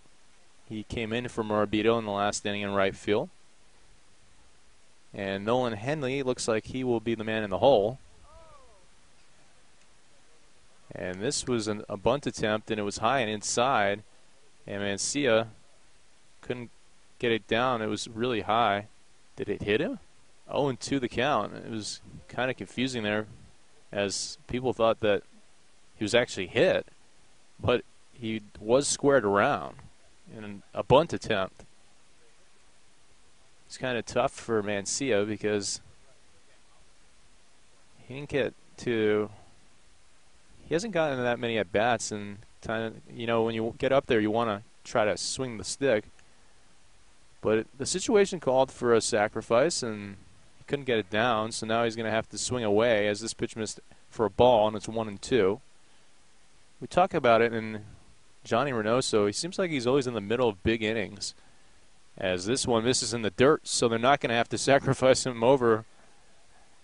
And after the wild pitch does the job and puts Reynoso into scoring position. So Johnny Reynoso now on second base as Mancia remains at the plate. Swings at this, and this is another broken bat, the fourth broken bat of the game. It's a little nubber down the third base line. Trask throws it to first, and the catch can't be made by Spawn. Spawn comes home, and the catch isn't made by Ryan, but everybody stays put at first and third base. And I believe that was now the fourth broken bat we've seen in this game. And we've actually seen at least one broken bat hit that I can remember. I think Jimmy Mancia is leading the team in broken bats at this point. That's definitely his second broken bat. Here's Michael Johnson. He comes in for Alec Morabito, who is 1 for 2. He has runners on the corners, no outs. Bottom of the sixth inning. Trask steps off the mound. So these guys got to be pretty familiar with each other. They do play on the same collegiate team, after all, here at Cal Poly Pomona. Trask firing over to first, not in time. Johnson is 6'0", 170, right-handed hitter. He's a kinesiology major and aspires to work as a physical therapist after his baseball days are done. Another pickoff throw by Trask. Trask has a pretty quick pickoff throw, actually. And he throws it overhand for a sidearm pitcher. So we're going to have Johnson and then Henley, and then the top of the lineup. Here's the pitch, and it's going to be bunted straight back at the pitcher. The pitcher Trask checks the run at third and fires to first for the first out of the inning. And see advanced 90 feet up into second base, but I'm not quite sure what they were trying to accomplish with that bunt. So that's the first out.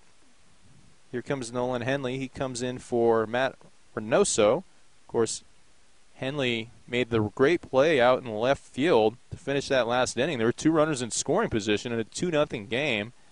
And Henley just kept running and finally made the catch about a foot or two in front of the left field fence. Time called for by Miles Ryan, the catcher. We'll now have a conference on the mound with Eric Trask, the right-handed sidearm pitcher who just came in this inning, replacing Jacob Cage. Cage went 5 innings and only gave up those 2 runs. Also had 6 strikeouts in those 5 innings. The infield has come in. Everybody's in for the play at the plate. Here's the pitch to Henley. He swings at the first pitch he sees and lines it into center field, and that'll be a base hit that gets by the center fielder and Busi Hatswayo. In comes Reynoso, and Mancia comes in to score, and it's a 2-run single for Nolan Henley.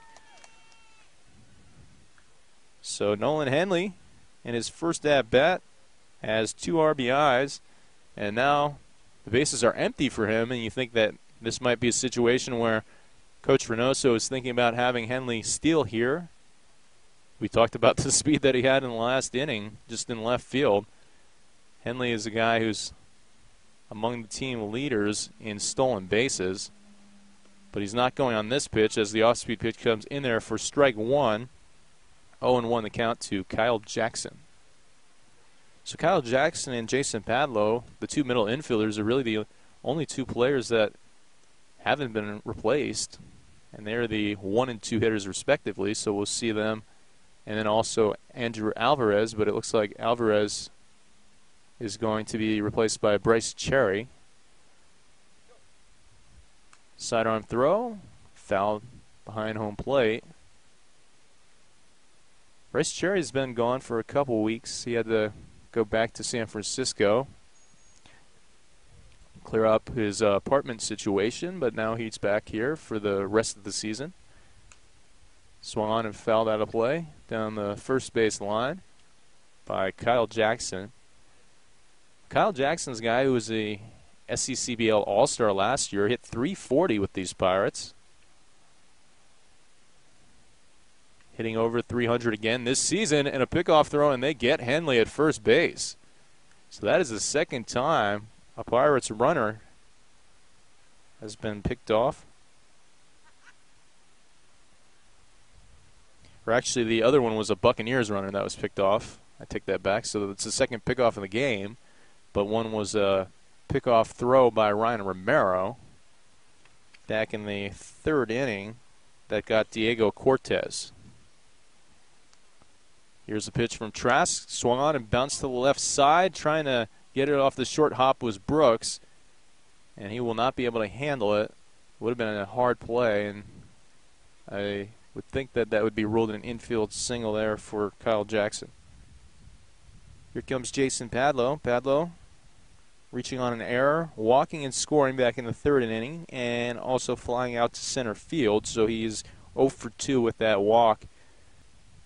Here's the pitch. Sidearm throw. On the outside corner, called to strike. 0-1 the count. That was really a tough pitch for Padlow because just the whole thing looked like it slid completely across the plate from the left side to the right side. A lot of movement. Here's the pitch. And this one's a fastball outside, 1-1. So Kyle Jackson is on first base after the infield hit to the left side. Padlow's at the plate, and Cherry is on deck. Trask comes inside now and is called strike 2, 1-2 the count. So the first 2 pitches were outside, and now he comes inside. What will he do on this one? To Jason Padlow. 1-2, Kyle Jackson off with the pitch. It's a ball. Jackson sliding head first, and he's out. They got him. Ryan got him at second base, so Pirates getting picked off and then getting caught stealing for the final 2 outs of the inning. Charlie Reynoso is actually challenging the umpire's call at second base, but it looked like Kyle Jackson slid a little early, actually, and he's out at second base, and that'll do it for the 6th inning. And at the end of the 6 innings, the new score is now 4-0. Pirates on top of the Buccaneers. You're listening on InlandValleyBaseball.com. To the top of 7 we go. Dave Sobera on the play-by-play. So glad that you've joined us on InlandValleyBaseball.com for the matchup of the 2 Inland Valley baseball teams going at it. 4-0 the score. Pirates on top of the Buccaneers. Aaron Reynoso still in. Fires outside, ball 1. Very slow off-speed pitch on that one by Aaron Reynoso. And it's 1-0 here to Luke Asperger. Reynoso is 5'10", 205. Here's the pitch. Bounce to the right side and over at Kyle Jackson, who has it, and fires to Ortega for the first out. Kyle Jackson's been very busy at second base in this game. A lot of groundouts to him, a couple flyouts as well. And that is the first out for Reynoso, who still has not allowed a run this summer. The number is now at 14 innings. He is not allowed to run in relief. Here's Tanner Thibodeau. Thibodeau comes in for Anthony Rabito. Thibodeau is one of the few players from, well, not from Southern California, I should say. Here's a pitch. Swung on and missed. Well out in front of that was Thibodeau. Of course, is from Nebraska. Goes to Kansas City Community College. Reynoso doesn't like what he sees from the catcher's signs as he shakes him off and now likes the second sign displayed by Mancia. Fires home. And this one misses low and away for a ball. Aaron Reynoso will be graduating here from Cal Poly Pomona very shortly. He didn't quite finish yet. Being on the quarter system, I think he has to go to one more quarter of classes. So he'll be done and sometime in the winter whenever that quarter is over with.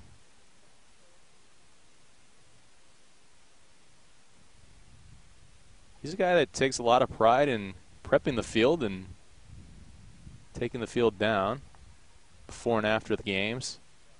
Here's the pitch from Aaron, and it's grounded to the right side at Kyle Jackson for the second time in the inning. And Kyle Jackson knows exactly what to do with it. Throw it to Ortega. So that'll be the second out in the seventh, top of the seventh. Here is Mbusi Lachuayo. He will now take his first cuts of the day in for Cortez. Of course, he came in for Cortez in the field a couple innings ago, but this will be the first time he actually gets the bat. Cortez was 0 for 2. Lachuayo looks at the pitch outside for ball 1, 1-0 the count.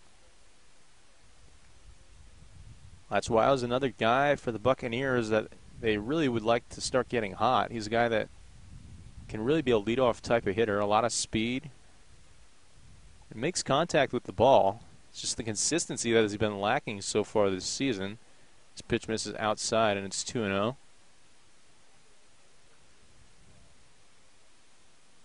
Four nothing the score. Pirates on top of the Buccaneers. Top of the seventh inning. 2 outs. Aaron Reynoso working his second inning.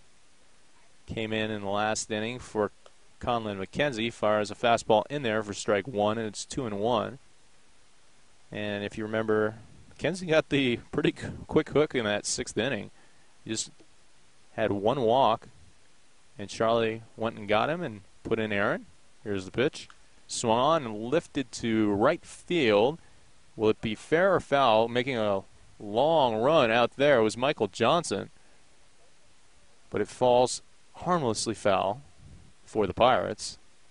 Aaron Reynoso, of course, a business administration major, and aspires to work in a baseball organization once his playing days are over. So a lot of these guys, that's something they'd like to do. Maybe not necessarily working in the front office, but just finding a way to stay in the game of baseball after they're done playing. This one actually hits Lachuayo on the right foot, so he'll head to first base after being hit by the pitch. And up comes the top of the lineup here for the Buccaneers, and Miles Ryan, who remains in. And you were just kind of noticing at the beginning of the day that you don't see too many catchers in the leadoff spot, but that's exactly what Miles Ryan has done both today and on Tuesday in their last 2 games. He is a contact hitter, though. He had a couple of hits in that game on Tuesday against the Rounders. Today, though, he's 0 for 3. Nosa takes a quick check over at Lachuayo at first base. Now comes set. Here's the pitch. High and in, ball 1, and it gets past Mancia. So that'll be a pass ball. And Lachuayo now in scoring position. This is a big moment for the Buccaneers just in the sense that they want to get on the board as they're trailing 4-0 in the 7th inning. And really the thing is just chip away at the lead, get a run here and there. You have 3 more at-bats, and if you can get just one here, it makes it a little bit more easy to come back in the 8th and 9th. Fastball inside, called strike 1, or that's a called strike to Miles Ryan. Miles Ryan, of course, 5'11", 170, right-handed hitter going against the right-handed pitcher Aaron Reynoso. Ryan, another one of these players that was a Citrus College Owl, or still is. Lachuayo off on the pitch. And the throw is down the third base line by Mencia. It's going to be a stolen base for Latchwile, and he comes home to score on the error by the catcher, as the Buccaneers dugout is very excited that they have finally got on the board. And it's now 4-1. So I guess you could say maybe the announcer's curse happened there, as we were saying that Aaron Reynoso had not given up a run all season. Now this one's obviously not going to be earned because that was an error that the run came in on. But it is still the first run he's given up all year. Here's the pitch. Fastball swung and fouled straight back at the screen. Actually, to be more accurate, at the wood area. That is probably from the ground to about 3 feet high behind home plate.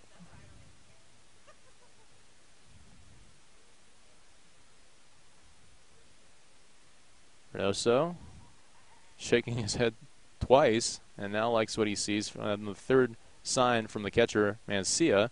Called third strike on the outside corner. Ryan didn't really like the call, but Reynoso will take that strikeout for sure. And that'll do it for the top half of the seventh. But the Bucks do score 1 run, and they get 1 back and now trail by 3. It's 4-1, and it's time to stretch here at Cal Poly Pomona. And welcome back. To the bottom of 7 we go. First pitch swung and lifted into deep right field by Jason Padlow, but the catch is made out there in right field by Tanner Thibodeau for the first out of the inning. It's 4-1. Pirates on top of the Buccaneers here in the bottom of the 7th inning. And Bryce Cherry will come up for the first time in the game, replacing Andrew Alvarez. Alvarez was 1 for 2 with the runs scored and also walked in his 3 plate appearances. Here's the pitch from Trask. Outside, ball 1 to Cherry. 1-0 the count. Bryce Cherry, one of 4 San Francisco State players on this team. 6'1", 205, left-handed hitter. Here's the pitch. Swings at this one and fouls it back, and it's 1-1. He'll be a senior next year at San Francisco State, will Bryce Cherry. But it's really what he did at Monterey Peninsula College, which is the reason why he garnered their attention. This one's inside, called a strike, and that'll be strike 2 to Cherry. He was a first-team all-conference selection as a freshman at Monterey Peninsula, hitting .297, 41 hits in 34 games. Swings at this one and fouls it behind home plate. This is the first at-bat that Bryce Cherry's had in a while, quite some time. He had to go to San Francisco to handle some business, and now he comes back hoping to go about his business on the baseball field. Swings at this one and fouls it once again behind home plate. So Cherry fighting against Trask. Trask came in the 6th inning in relief of Jacob Cage. Cage going 5 innings, 6 strikeouts, 2 runs. Another foul ball by Cherry as an epic at-bat is ensuing. And Trask gave up 2 runs in the only inning he's pitched so far on the 2-run single by Nolan Henley. The first 2 runs were scored back in the bottom of the 3rd inning on a 2-run double. Called strike 3. Down goes Cherry. That's the 2nd out of the 7th inning for the Buccaneers. Back in the bottom of the 3rd inning was when the Pirates scored those 2 runs on a 2-run double by A.J. David. Padlow and Alvarez scored on that play. Then in the bottom of the 6th, that was when they added those 2 more runs that we just mentioned off of Trask. And the Buccaneers got 1 back in the last half inning. High fly ball to left field. Routine fly out there on the hit by Ortega for the final out of the inning. So a quick 7th inning for the Pirates as they go down in order. And we'll head to the 8th in a 4-1 ball game. Pirates on top. To the top of 8 we go. 4-1 the score. Pirates on top of the Buccaneers as we have another new pitcher This will be Jordan Sheffs, the 6'2", 185-pound right-handed pitcher from UC Irvine. He will go against Rudy Casares to lead things off in this inning. First pitch from Jordan misses low for ball 1, 1-0 the count. Casares, this is his second plate appearance. His first one was a walk back in the 6th inning against Conlon McKenzie. Fastball called strike on the outside corner. If you remember, that was the only batter that McKenzie faced, as he got a quick hook in that inning. And Aaron Reynoso came in and worked 2 very strong innings. Ooh, nice breaking pitch. But it just misses for a ball. And it's 2-1 to Casares.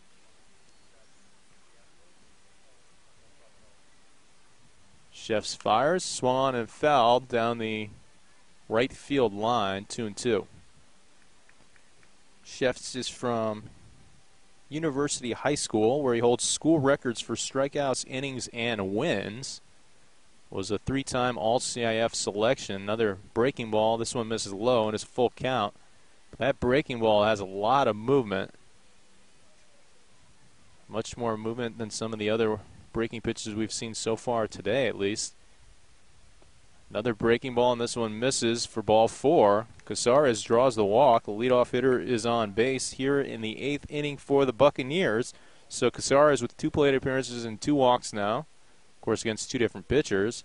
And up comes Kevin Riley. Riley is 1 for 2, singled in the 6th inning, grounded out to the third baseman, and also walked. Riley is somebody who's been seeing the ball very, very well for the Buccaneers all season long. First pitch, swung on, towering fly ball to deep center field, but it'll be a pretty much routine play out there for Jacob Bernardi, who makes the catch.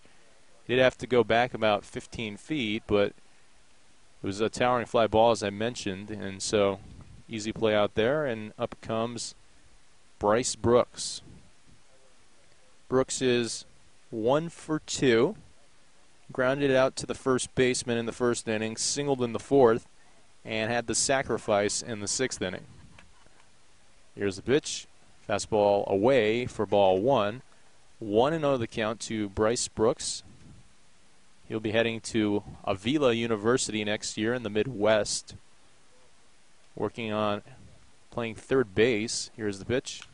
Bounces it to the left side over towards Jason Padlow. He fires to second, and Jackson to first.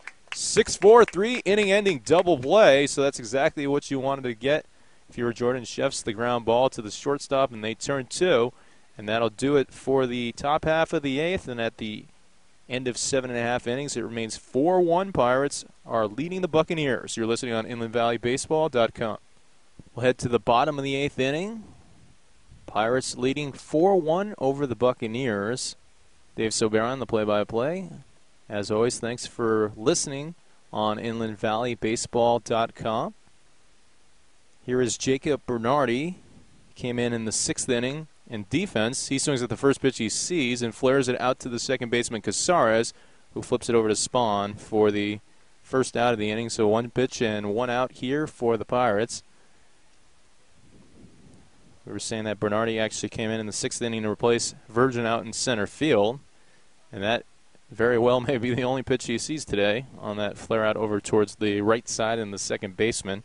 Here is Johnny Reynoso. Reynoso also entered in the 6th inning, but he actually had a plate appearance in the 6th inning and drew the walk and scored on the 2-run single by Nolan Henley. Swings at this one and lines it straight back from where it came from, up the middle and into center field by Johnny Reynoso. So he has the single. And here comes Jimmy Mancia. Well, it's funny because we were talking about Reynoso in the 6th inning, that it seems like when he has a chance to lead off an inning, good things just seem to happen. And in that inning, he leads off with the walk, and then bunting is Mancia, and it's foul. And it's 0-1. So Mancia trying to get a sacrifice bunt down again after he couldn't do that in his first plate appearance.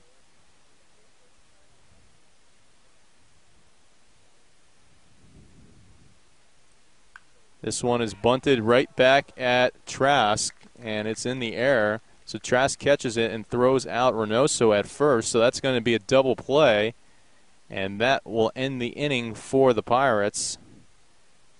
And at the end of 8, it remains 4-1. Pirates on top of the Buccaneers. Bucks are down to their final 3 outs, and they will send up Jack Spahn, Charles Escobar, and Luke Asperger when we come back. Welcome back. Top of the 9th inning, 4-1 the score. Pirates on top of the Bucks. Bucks down to their final at-bat, unless they should tie it up and send it into extra innings. Leading things off for the Bucks is Jack Spahn. He is 0 for 2, a couple flyouts and 1 walk. First pitch is a fastball low for ball 1. 1-0 the count. Jordan Sheff still on the mound. He is in a save situation. We haven't had too many saves so far in the season. Only 3 saves. Called strike on the inside, and it's 1-1. That's because most of the time the Pirates are leading by more than 3 runs at the end of games. Here's the pitch from Sheffs. Misses high, and it's 2-1. Of course, there was a save in the game on Monday that the Pirates won over the Power. That was A.J. David's save. Fastball low and away. Ball 3, 3-1 the count. So Jack Spahn getting ahead on the count here. With the hitter's pitch to come from Jordan Sheffs. Here's the pitch. Swings at this one and lifts it into left field. Nolan Henley is on his horse back into left field and makes the catch a couple feet away from the fence for the first out. As Nolan Henley basically just picked out a spot, and he sprinted on the dead sprint out there and then made the catch for that first out. Here comes Escobar. Charles Escobar's 0 for 1, flew out to left field, which is also where he plays. So flying out to his counterpart, and there goes Sheffs. So Sheffs will not be the one who will get the save, I guess. It'll be Brett Early, who's coming in for the end of this game.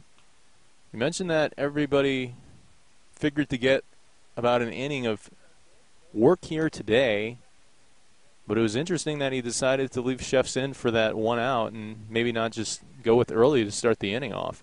But now it's Brett Early who's going to be in line for a save, as the Pirates are leading by 3 runs in the top of the 9th inning. 4-1 the score, 1 out. As we mentioned, it's Charles Escobar who's at bat right now, while Brett Early will take his warm-up throws. Brett Early is 6'2", 205, right-handed pitcher from University of Laverne. He'll be a junior there next season. He, of course, is teammates with the left fielder who just made that last catch, Nolan Henley. Also, they have a teammate on the Buccaneers as well, Diego Cortez.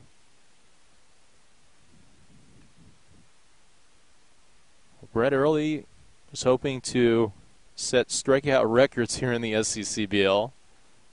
He saw how many strikeouts he threw last year, which was 30 in 23 innings. And then how many strikeouts he had in comparison this year, which is 22 in 17 innings. And he was looking to kind of cement himself as the all-time leading strikeout pitcher for the Inland Valley Pirates franchise. Of course, this is just the second year the Pirates have played in the Summer League. Here's the pitch from Early. It's in there. It's actually inside for a ball to Charles Escobar. Charles Escobar, as we mentioned, while Early was warming up, is 0 for 1, and he flew out to his counterpart out in left field, Nolan Henley. Checks his swing, and it's called a strike anyways. I think he would have said yes, he did go. 2-1 the count to Escobar. Early, working out of the windup, shaking off his catcher's signs, and now firing. Breaking pitch in there for called strike 2, and it's 2-2. Buccaneers down to their final 2 outs. Pirates looking to pull even with Team San Diego and the Palm Springs Power. This one swung on and fouled down the third base line. Escobar was right on it, though. Hit it really hard, just couldn't straighten it out, put it in the field of play. It's kind of tough for the Buccaneers. This is now the 6th time these two teams have played this year. Here's the pitch from Early. Swung on and missed, and that is strike 3. So yet another strikeout for Brett Early as Escobar goes down. And here comes Luke Asperger. Asperger is 1 for 3.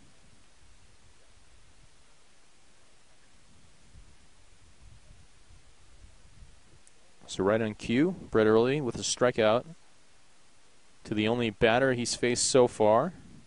Early is from Chino, went to Don Lugo High School, where he was an all-CIF selection, all-league 3 times. Called strike, 0-1 the count at the knees. He's a 3-sport star, though, at Don Lugo. In addition to playing baseball, he played football and wrestled. Fastball low for ball 1 to Brett Early, or for Brett Early. Luke Asperger is the one at the plate. Here's the pitch. Breaking pitch low in the dirt, and it's 2-1.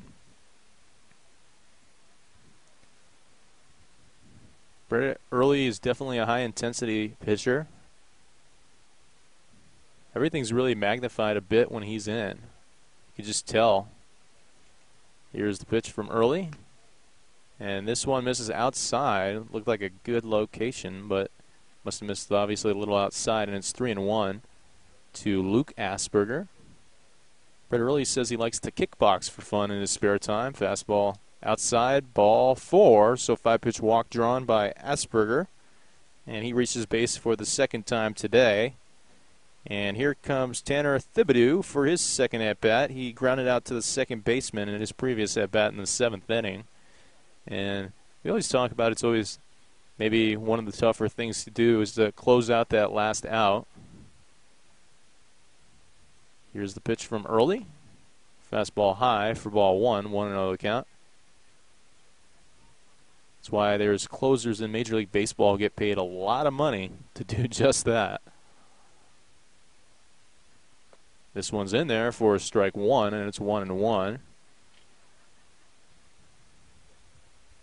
Early took a quick glance over at Luke Asperger before firing that last pitch, but really you got to focus with the hitter, obviously up by 3 runs, and you're, a strikeout pitcher. So if you can just retire Thibodeau at the plate, that's all you need to do if you're Brett Early. Meanwhile, for the Buccaneers, you want to send a potential tying run up to the plate. Swung on and fouled out of play down the third base line, so it's 1-2. But if you can find a way to get Tanner Thibodeau on base, and then up comes Mbusi Lashuayo as the potential game-tying run, that's all you really want to do. You just want to have the chance to have that potential game-tying run at the plate. Obviously, you need 2 men on base down by 3 to get that chance, and obviously this is not the easiest place to hit a home run out of. So we've only seen 1 hit here all year. But that won't matter because this is called strike 3 on the outside corner on a breaking pitch as Thibodeau will head back to his dugout dejected. And Brett Early strikes out 2 out of the 3 hitters he faces. He sandwiched a walk in between there. But it continues to hold true about the strikeout numbers for Brett Early, who's been absolutely outstanding in that category.